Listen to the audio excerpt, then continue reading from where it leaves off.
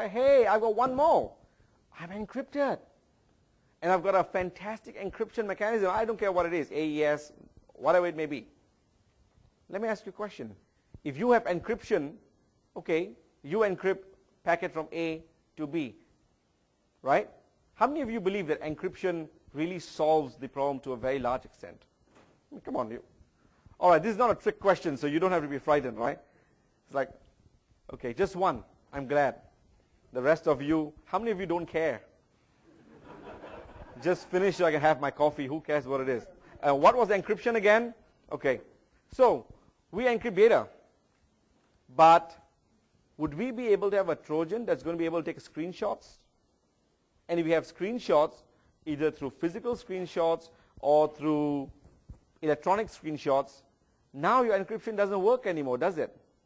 Because I've got a screenshot of the data that I need.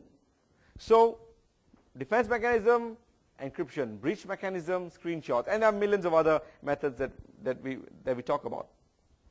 Passwords. Okay, defense mechanism, passwords. We're going to have long alphanumeric passwords with special characters, and it does not use a common word at all. So you cannot use rainbow tables at all because there's just no common word.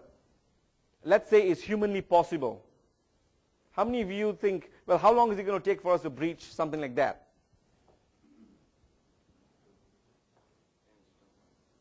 A long time, a short time?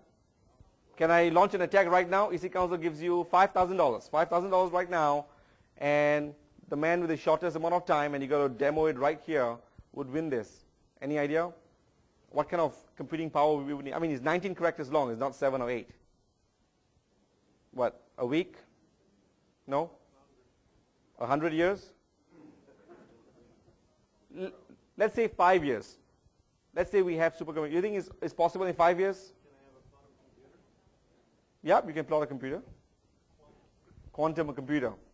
Okay, I don't want to give away the answer because if I say that, then you got a problem. I would say 19 seconds. 19 seconds. And you're going to laugh when I tell you how I'm going to do it. This is how. I'm going to put in a keylogger. Why bother with all the stuff, you know? When we talk of security, we think of all of these complex things. The hackers think of the easiest things that we can do, not the most complex things. Oh, yeah, right. But Sanjay, come on, a keylogger? Get out of here. You know, that's a joke. How are you going to be able to have a keylogger? We are a secure facility. Really? Wow. Very good. Let me tell you, Fortune 500 company, Wall Street, it is 2004. They found 75 keyloggers in the office of the CFO. It's a bank, it's a financial institution that you all know, probably have your money in. 75 of these. So if you think this is not a real world thing, well, wait a minute, this is completely real world. Well, let me tell you what's one of the ways in which you can get it in there. Oh, by the way, there are two. You know, you've got a key catcher and you've got a keylogger. The way you're going to be able to get it in there, 1 minute. I'm getting ahead of myself now, is this. Pest control. And penetration testers do this all the time, right? Have you guys seen the guy that actually does pest control in the office, how he looks like? You know, they have all these machines, they normally smell with a lot of chemical. You almost think that this is a chemical warfare that's going to take place, right? They have the entire device that they go like, I'm here to control a pest. Where are the bugs? And the receptionist goes like, oh, okay, all right, let me just show you where it is. Someone said there's a cockroach in here, right? This is what Larry told me. This is a real life thing that Larry Dera, the vice president of EC Council Global Services, did.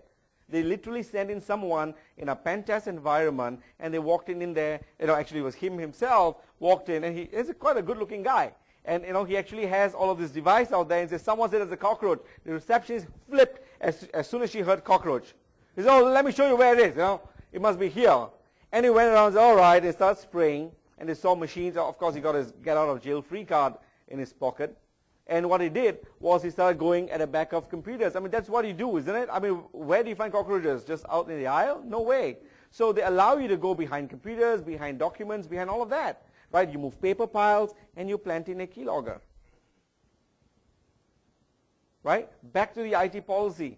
If They knew what a social engineering attack was. If the receptionist knew what an IT policy was all about, then it would not have been a problem. But guess what? IT policies and social engineering are discussions that are always held by the top level folks, the security people, because security is not a function of business. Security is not something receptionists need to know. She just needs to answer the call. Business guys just need to go out and sell. Sales guys, that's all they got to do. They don't need to understand security. They don't care about IT policies. That's what you guys do, right? My job is just to sell. And this is where you can defend your organization if you actually understood what it was. There was another pen test environment being done by another group of LPTs, EC Council Licensed Penetration Testers. And what happened was they had to get into this facility, and it was a real secure facility. And they checked it out. They tried uniforms, and they tried all the various ways, and they knew they could not get in easily. So they said, all right, how are we going to basically get in? And they said, all right, let's go check out the back door. So a few days before the engagement, they took a very powerful digital camera and started taking shots of all of their ID cards. So those of you that flash your ID card around, stop doing that. Right? You probably want to keep it in your wallet, keep it in your pockets, but you do not want to hang it out there and say, I'm FBI.